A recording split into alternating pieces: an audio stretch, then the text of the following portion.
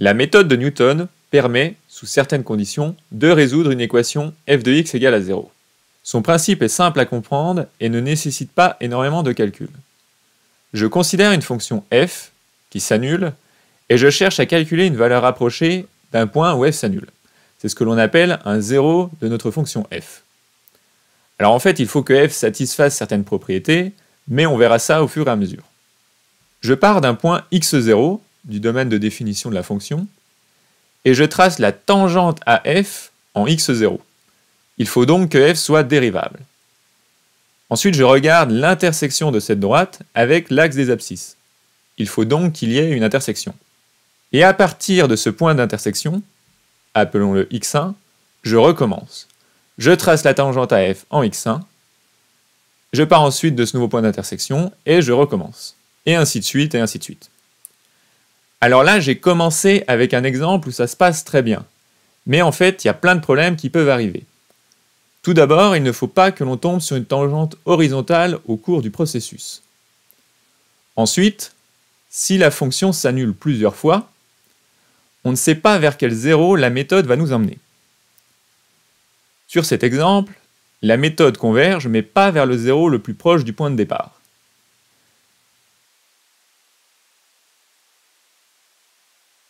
Et il est même possible que la méthode diverge. Voilà un exemple où la méthode alterne entre deux points. Petite parenthèse. La démonstration du résultat principal concernant la convergence de la méthode de Newton, et notamment sa vitesse de convergence, eh bien cette démonstration dépasse le cadre que je viens de me fixer pour cette chaîne YouTube.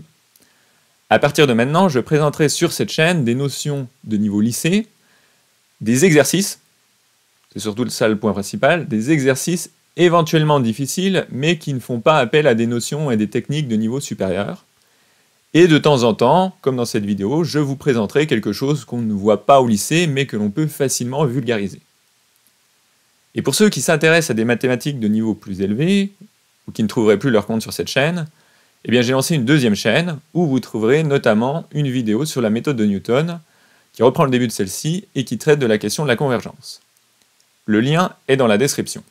Fin de la parenthèse. Alors maintenant que vous avez vu graphiquement le principe de la méthode de Newton, est-ce que vous seriez capable de déterminer la formule mathématique de cette méthode, c'est-à-dire les calculs à effectuer? Alors je vais préciser ce que j'attends.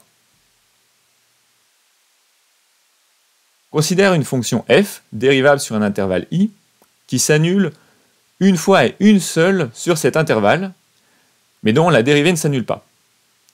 Et on souhaite résoudre l'équation f de x égale à 0 sur i.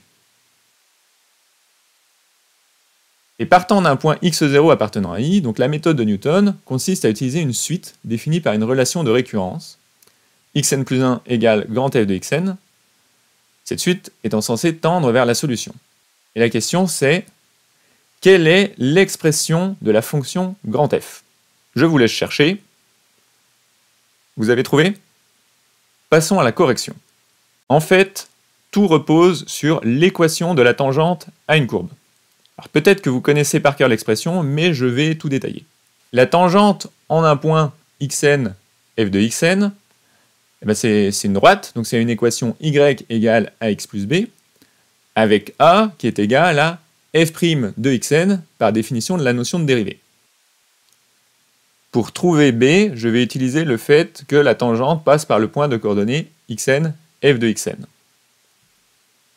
J'obtiens l'expression de b, et finalement l'expression de la tangente. Maintenant, qu'est-ce qu'on fait? Eh bien en fait, xn plus 1, c'est l'abscisse à laquelle la tangente coupe l'axe des abscisses. Donc 0 doit être égal à f' de xn fois xn plus 1 moins xn plus f de xn. Et du coup, j'obtiens xn plus 1 en fonction de xn. Et ma fonction grand f de x, c'est x moins f de x divisé par f' de x, puisque f' ne s'annule pas par hypothèse. Et maintenant qu'on a la formule, eh bien on va l'appliquer. Utilisez la méthode de Newton pour calculer une valeur approchée de racine carrée de 5, ou même plus généralement de racine carrée de a pour tout a strictement positif. Pour cela, il nous faut une fonction qui s'annule en racine carrée de 5. je vais utiliser la fonction x au carré moins 5. Alors il y a une autre fonction, plus simple, qui s'annule en racine carrée de 5, c'est x moins racine carrée de 5. Sauf que mon objectif étant de calculer racine carrée de 5, il ne faut pas que les calculs nécessitent de connaître cette valeur. Bien sûr, la fonction x carré moins 5 s'annule aussi en moins racine carrée de 5. Mais on sait à quoi ressemble le graphe de cette fonction. Et on comprend qu'en démarrant la méthode avec x0 strictement positif, ça va fonctionner. Alors avec x0 strictement positif et pas trop proche de 0 pour que la première tangente soit franchement inclinée. Par exemple, en débutant avec x0 égale 1, on devrait obtenir une bonne approximation des x2 ou x3.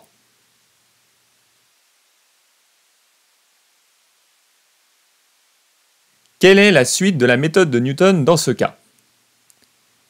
Eh bien, c'est la suite xn définie par x0 strictement positif, je vais le prendre égal à 1, et xn plus 1 égale xn moins xn au carré moins 5 divisé par 2xn. Voici une valeur approchée de racine carrée de 5 fournie par l'ordinateur qui va nous servir de référence. Et voyons ce que valent les premiers termes de la suite xn. x1 vaut 3, x2 environ 2,3, donc à x2 on a le chiffre des unités qui est correct. Pour x3, on est déjà précis au centième, on a 3 chiffres corrects au total.